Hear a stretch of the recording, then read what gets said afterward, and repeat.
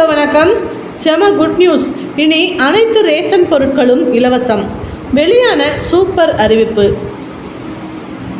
நாட்டின் ரேஷன் கார்டுகள் மூலமாக ஏழை எளிய மக்களுக்கு அரிசி, பருப்பு, சர்க்கரை, பாமாயில் போன்ற அத்தியாவசியமான பொருட்கள் மலிவு விலையில் வழங்கப்பட்டு வருகிறது.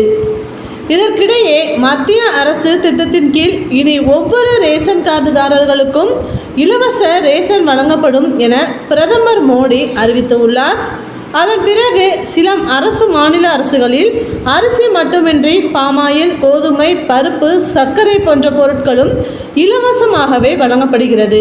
இந்த நிலையில் இனி அனைத்து மாநில அரசுகளும் ரேஷன் கடைகளில் அரிசி, பருப்பு, பாமாயில், சர்க்கரை, கோதுமை போன்ற பொருட்களை பொதுமக்களுக்கு வழங்க நடவடிக்கை எடுக்க வேண்டும் என பிரதமர் மோடி உத்தரவிட்டுள்ளார். இதற்கு முன்னதாக சில ரேஷன் கார்டுகளுக்கு அரிசி மற்றும் பருப்பு மட்டுமே கிடைத்த நிலையில் இந்த புதிய உத்தரவின்படி பருப்பு வகைகள், எண்ணெய் மற்றும் சர்க்கரை போன்றவைகளும் இனி இலவசமாகவே கிடைக்கும் என்று கூறப்படுகிறது. மேலும் ரேஷன் கார்டு இல்லாதவர்களும் புதிய ரேஷன் கார்டுக்கு விண்ணப்பித்து பயன்பெறுமாறு அறிவுறுத்தப்பட்டுள்ளது.